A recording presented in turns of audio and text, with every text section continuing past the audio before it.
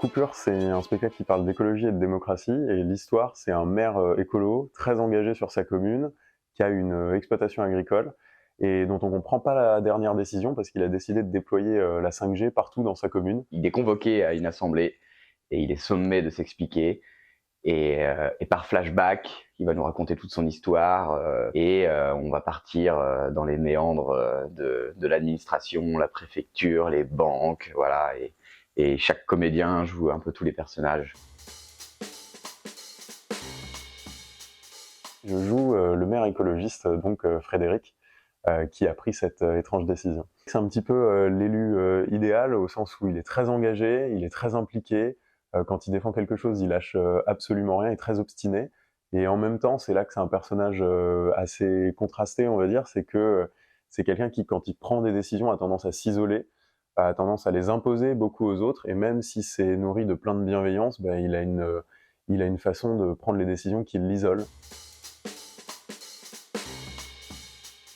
Ils travaillent ensemble dans une exploitation bio. Et Elias, lui, est plus sur l'exploitation, c'est-à-dire qu'en fait, c'est lui qui gère un peu les récoltes, c'est lui qui gère un peu la maintenance du lieu. Voilà, il est sur son tracteur. Frédéric est plus un profil qui aurait fait des études un peu prolongées et Elias a très vite travaillé. Donc, ils veulent la même chose, mais pas de la même façon. En fait, ça raconte tout en même temps, c'est-à-dire la coupure entre les élus et les citoyens, la coupure d'électricité, la coupure entre Frédéric et sa famille. Hein.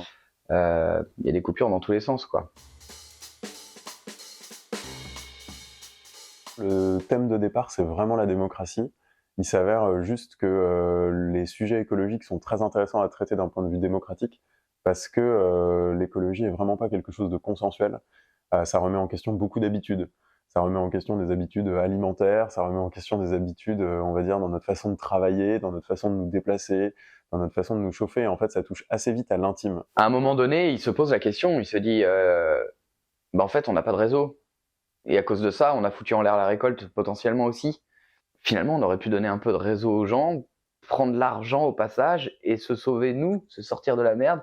Mais non, on va pas faire ça parce que j'ai l'impression qu'il faut qu'on sauve le monde.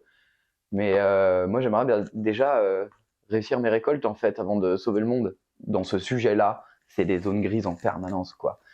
Elias, c'est ok, c'est un bon soldat, il est mignon, il est gentil, mais il a ses zones d'ombre aussi. Il peut lâcher l'affaire à tout moment. J'ai la sensation que quand on rentre dans une salle de spectacle, on peut être en lien direct. On n'est pas en train d'échanger les uns avec les autres depuis nos écrans, derrière nos claviers. On n'est pas à l'abri, en fait. Quand on est dans une salle de spectacle, on peut se diviser, mais on se divise toujours ensemble. Quand on fait du théâtre, on produit de l'instant présent pour maintenant, et donc on est lié à l'actualité, quoi qu'il arrive, que ce soit le thème de la pièce ou pas. Moi, j'ai une croyance personnelle qu'en plus, c'est le lieu parfait pour créer le débat collectif. Il y a ce rôle d'agora aussi dans le théâtre antique qu'on retrouve nous avec la forme qu'on défend.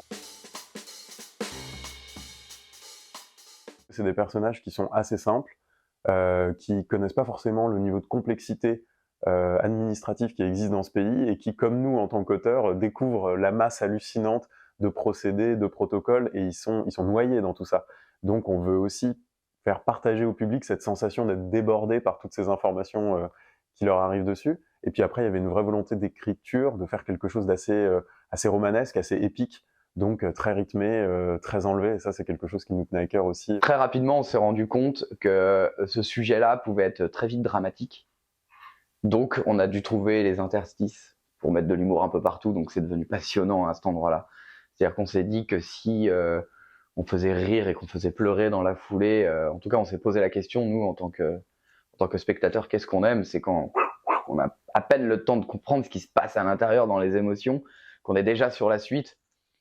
Donc, on a essayé de travailler à cet endroit-là, donc plus ou moins sur la rapidité quand même.